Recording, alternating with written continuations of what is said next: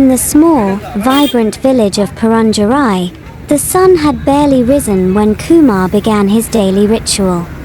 The air was cool and crisp, yet the anticipation of another long day weighed heavily on his shoulders. Kumar, the village's dedicated presswala, had been ironing clothes for as long as he could remember, following in the footsteps of his father and grandfather. Kumar's tool of trade was an old and heavy charcoal box iron. The iron itself was a relic, passed down through generations, its metal handle worn smooth from years of use. It weighed a hefty 7 kilograms and required considerable strength to maneuver. Each morning, Kumar's first task was to prepare the coals.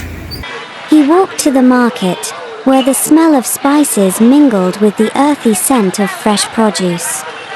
There, he bought a sack of charcoal from the vendor, paying with the meager earnings from the previous day's work. The price of charcoal had been steadily increasing, eating into his already thin profits. Back at his small, makeshift ironing station, Kumar lit the coals in an open brazier. He watched as the black lumps crackled and glowed, transforming into a bed of red-hot embers. Once the coals were sufficiently heated, he carefully shoveled them into the iron's belly. The intense heat radiated from the metal, ready to press out the wrinkles from even the most stubborn fabrics. As Kumar began his work, he faced a series of challenges unique to his trade. The heavy iron required both strength and precision. He moved it methodically over the clothes, applying just the right amount of pressure to smooth out every crease. Each pass was deliberate, ensuring no fabric was scorched or singed by the direct heat of the coals.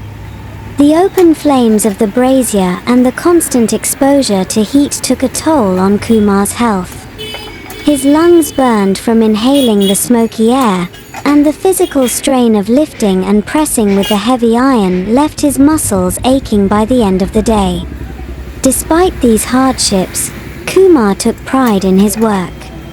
He knew that his skill and dedication made a difference to the people of Perundurai. However, the problems Kumar faced were not limited to the physical challenges of his job.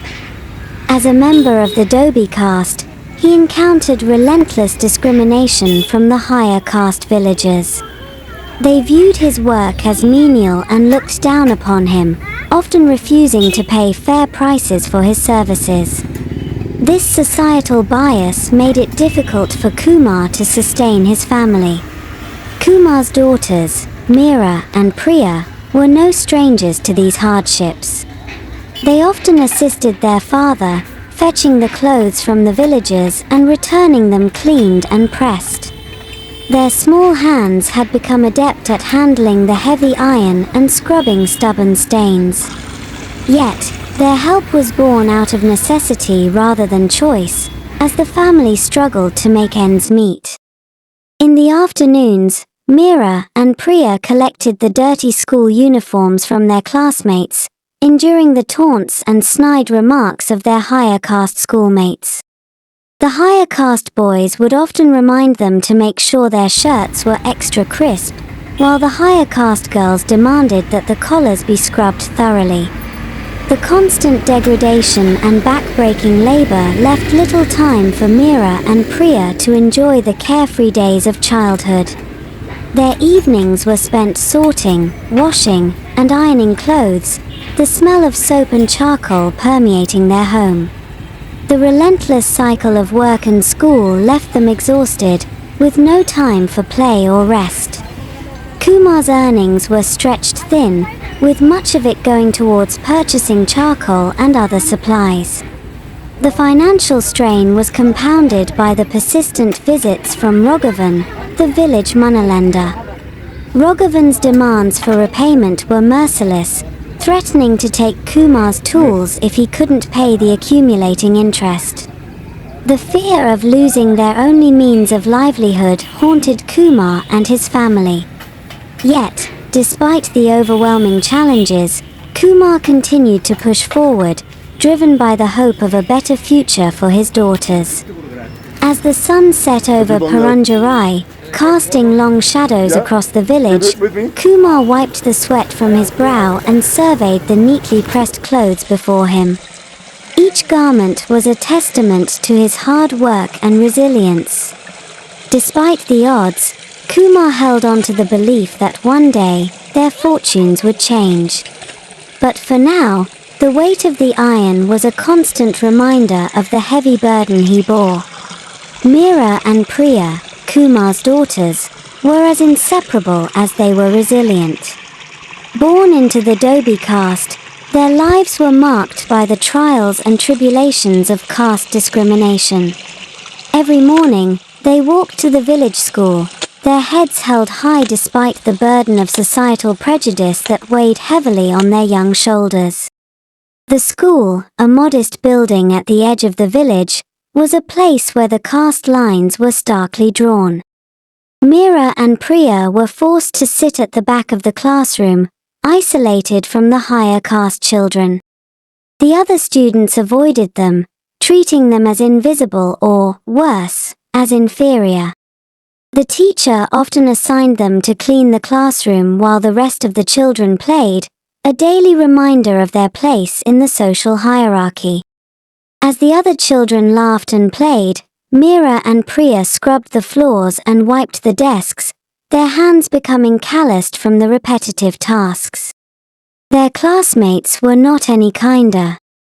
During lunch breaks, the higher caste children would often taunt them, making cruel remarks about their caste and their family's occupation. The boys reminded them to make sure their shirts were extra crisp, while the girls demanded that they scrub the collars thoroughly. Despite the constant humiliation, Meera and Priya held on to their dignity. They knew that their father worked tirelessly to provide for them, and they were determined to support him in any way they could. Each afternoon, after school, they collected the dirty uniforms from their classmates, their small hands struggling to carry the heavy bundles back home. At home, the work was relentless. The girls helped their father scrub and wash the clothes, their fingers raw from the rough soap and the cold water of the village well. Once the clothes were clean, they handed them to Kumar, who pressed them with his heavy charcoal box iron. The smell of soap and charcoal filled their small home, mixing with the scent of the evening meal that their mother prepared. The girls had little time to rest or play. Their days were consumed by work and the weight of their caste.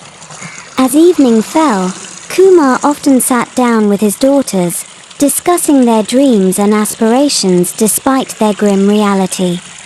He encouraged them, believing that education was their key to a better future. But the path to that future seemed fraught with insurmountable obstacles.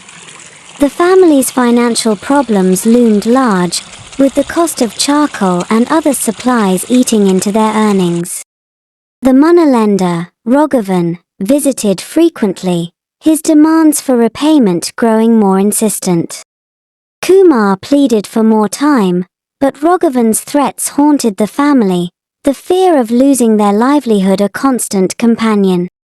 Meera and Priya often heard their parents whispering late into the night, discussing how they would manage to make ends meet. Health issues further compounded their struggles. The constant exposure to heat and fumes from the charcoal iron took a toll on Kumar's lungs, and the physical strain of lifting and pressing left him with chronic pain. The girls, too, felt the effects, their young bodies worn down by the never-ending chores. Despite their hard work, the family's efforts were often met with disdain from the higher caste villagers.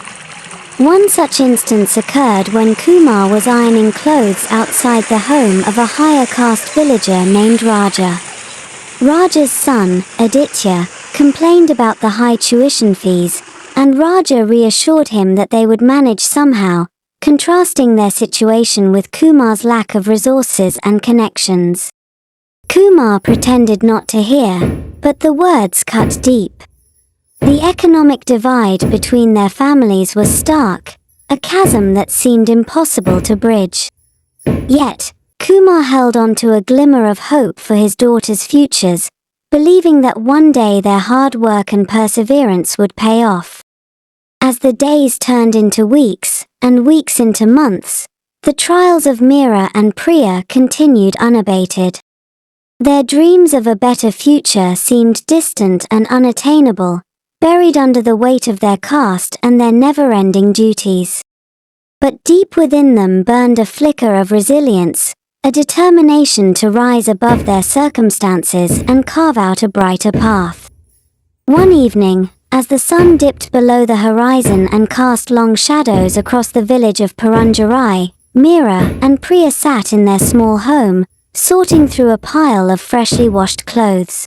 The familiar scent of soap and charcoal filled the air, mingling with the aroma of their mother's cooking. As Priya shook out a sari to fold it, something heavy and metallic slipped out from its folds and clattered onto the floor.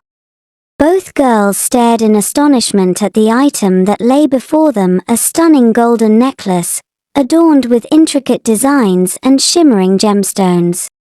Meera thought it was beautiful and must be worth a fortune. Priya wondered who could have left it in their clothes and what they should do with it. The sisters contemplated the necklace, the weight of their misfortunes heavy on their minds. They knew that selling the necklace could provide a solution to many of their problems, paying off the moneylender, buying better supplies, and easing the burden on their family. But after long deliberation, their hearts guided them towards honesty. Priya suggested they should tell their father, Kumar, who was ironing clothes with his heavy charcoal box iron. His face was weary from a long day's work, but his eyes softened when he saw his daughters. Meera showed him the necklace and asked what they should do with it. Kumar took the necklace from Meera's hand, examining it closely. The precious jewelry gleamed in the dim light of their home. He told them that the necklace was valuable and must belong to someone in the village. He expressed his pride in them for bringing it to him. However, Priya expressed her concern about what if people thought they had stolen it and showed no gratitude, potentially increasing the stigma against them. Kumar sighed deeply, understanding his daughter's fears. He placed a reassuring hand on Priya's shoulder and told her that honesty was always the best path, even if it was difficult. They would return the necklace in a way that showed their integrity and respect. He devised a plan to go to the village square the next morning and announce that they had found a valuable item, asking the owner to come forward to claim it. This way, everyone would see their honesty and trustworthiness. The next morning, Kumar, Meera, and Priya stood in the bustling village square. Kumar held the necklace carefully, his daughters by his side. He addressed the villagers, announcing that they had found a precious golden necklace in the clothes they were washing and asking the owner to come forward to claim it. A murmur of surprise rippled through the crowd. Lakshmi, the wife of a higher caste villager named Raja, stepped forward, her face a mixture of relief and gratitude. She explained that the necklace belonged to her and she must have left it in her sari by mistake. Kumar handed the necklace to Lakshmi with a respectful bow, saying they were glad to return it and found it in the clothes they were washing. Lakshmi's eyes softened, and she turned to address the gathered villagers. She expressed her deep gratitude to Kumar and his daughters for their honesty, stating that the necklace was very precious to her and that their integrity should be a lesson to everyone. The villagers nodded in agreement, murmuring words of praise for Kumar and his family. The incident marked a turning point in the village's perception of the Dhobi caste. Kumar, Meera, and Priya's act of honesty began to slowly erode the stigma against them. As the family walked back home, Kumar looked at his daughters with pride. He reminded them that they had done the right thing and now the village knew the strength of their character, emphasizing that honesty and integrity would always shine through. The girls felt a renewed sense of hope and resilience. Though their path was still fraught with challenges, they knew that their unwavering principles would guide them through the darkest times. With the necklace returned and the villagers murmuring their approval, a subtle shift began in the way people saw Kumar and his daughters. Their act of honesty sparked a change, but the path ahead was still riddled with challenges. In the days following the necklace incident, Kumar noticed a small but significant change. Villagers who once ignored or belittled him now greeted him with nods of respect. They began requesting his ironing services more frequently, and some even offered to pay a little extra. This newfound respect, however, also brought unexpected challenges. Not everyone was pleased with the Dhobi family's rising status. Raja, embarrassed by the public praise for Kumar and his daughters, felt his authority threatened. He began spreading rumors, suggesting that Kumar's daughters might have kept other valuables for themselves. These rumors stung, but Kumar remained steadfast. He continued to serve the villagers with the same dedication and integrity, knowing that actions spoke louder than words. A few supportive villagers recognized the Dhobi family's integrity and rallied around them. One evening, Lakshmi organized a small gathering at the village square to honor Kumar and his daughters for their honesty. As the sun set, casting a golden hue over the gathering, Lakshmi addressed the crowd, praising Kumar and his daughters for their honesty in returning her necklace and highlighting the values they upheld. The villagers clapped, and Kumar and his daughters bowed humbly. This public acknowledgement further solidified their reputation. With the increased work, Kumar was finally able to buy a more efficient iron. The new iron, lighter and easier to handle, reduced the physical strain on his body. His health improved, and the constant respiratory issues began to subside. Financially, the family started to see a small but significant improvement. The extra earnings allowed them to pay off Raghavan, the persistent moneylender, and buy better quality supplies. The fear of losing their livelihood began to wane. The girls' dedication to their education began to pay off. Their teachers, impressed by their resilience and hard work, started offering extra help and encouragement. One day, a twist of fate brought an unexpected opportunity. An old friend of Lakshmi's, who happened to be visiting the village, was deeply involved in education initiatives. Moved by Meera and Priya's story, she decided to offer scholarships to bright students from underprivileged backgrounds. The family was overjoyed. For the first time, Meera and Priya saw a clear path to a brighter future. They could focus on their studies without the burden of financial worries. As the seasons changed, so did the fortunes of Kumar's family. The villagers of Perundurai began to embrace the Dhobi family, shedding old prejudices and recognizing their true worth. Meera and Priya excelled in their studies, their dreams no longer confined by the chains of caste.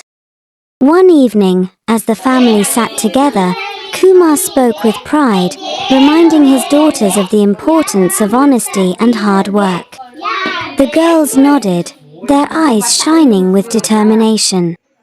They knew their journey was far from over, but with the support of their community and the strength of their character, they were ready to face whatever challenges lay ahead.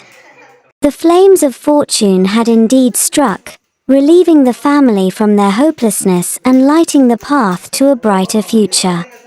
The village of Perundurai became a testament to resilience, honesty, and the belief that even in the darkest times, unexpected blessings could bring about the most beautiful changes. This film was created by 20 village girls spread across Tamil Nadu and Karnataka. The girls filmed most of the scenes involving children themselves. The story is fictional and created by artificial intelligence. The story does not in any way relate to the people shown in the film. Please subscribe to this channel and share with your friends. Visit the channel frequently. We create stories about village life several times each week. Any profits will go back to the girls, their families, and other volunteers. Any volunteers interested in participating in the project can write to traditionalvillagegirls@gmail.com. Thank you from your traditional village girls.